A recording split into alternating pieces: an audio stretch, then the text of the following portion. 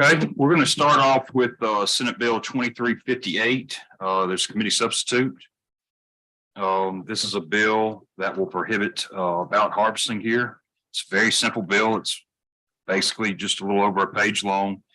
And simply just states that no person shall collect, transmit a ballot unless, and it lays out five exemptions for that. And basically just to ensure the integrity of an election. I'll be happy to take any questions. There are no questions. Can we entertain a motion? Yes. Motion title sufficient to pass committee sub. All in favor say aye. Aye. Any opposed? The ayes appear to have it. The ayes have it.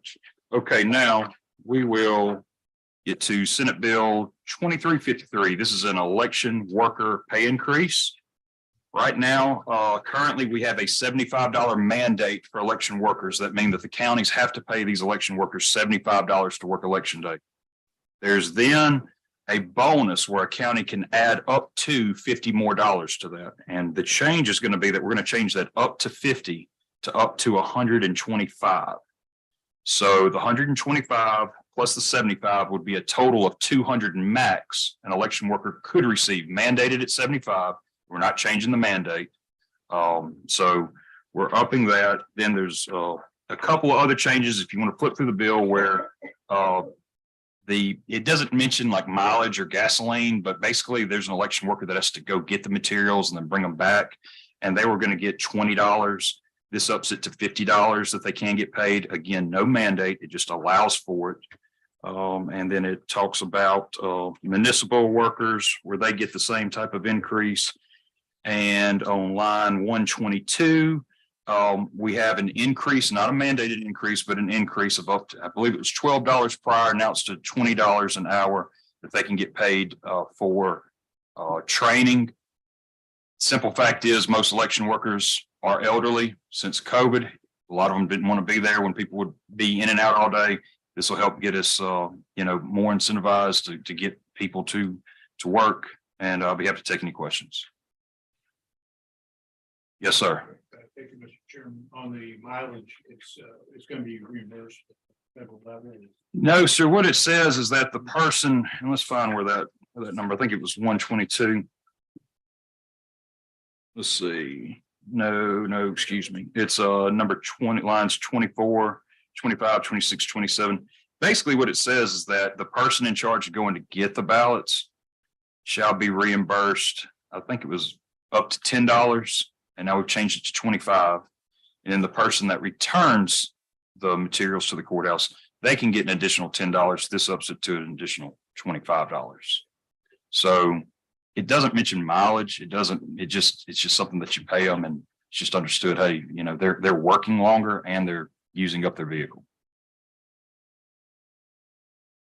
Again, no mandate change. No mandate change. I know in Lauderdale County, we did the 10 and 10. We did the max. Any other questions? See no questions. Do we have a motion? Title sufficient to pass. All in favor say aye. Any opposed? The ayes appear to have it. The ayes have it. Okay, last on the agenda is Senate Bill 2443.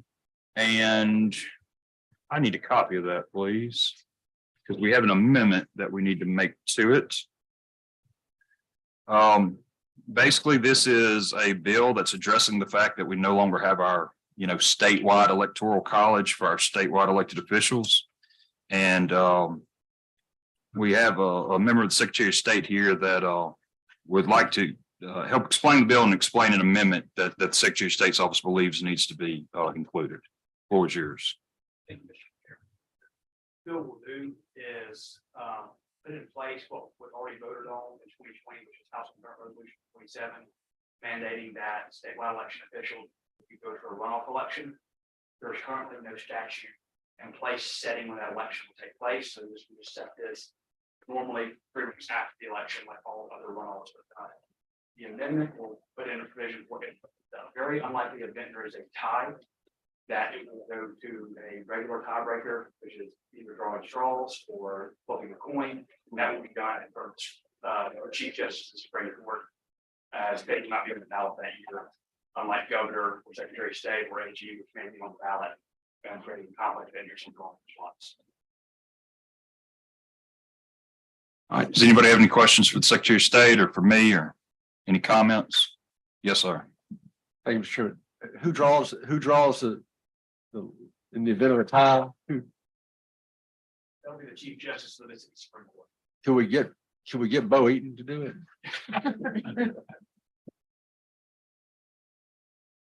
All right, any other questions, any other comments? All right, do we have a motion? Title sufficient to pass committee, so, okay, all in favor say aye. Any opposed, nay? The ayes appear to have it. The ayes have it. Okay, I will entertain a motion to rise and report. Report. Thank you. Appreciate y'all. I don't know if y'all left finance coming here. They still going over there? I don't know, I'm just thinking about these poor FedEx people who violating the law and husband and wife put take their ballots and sign.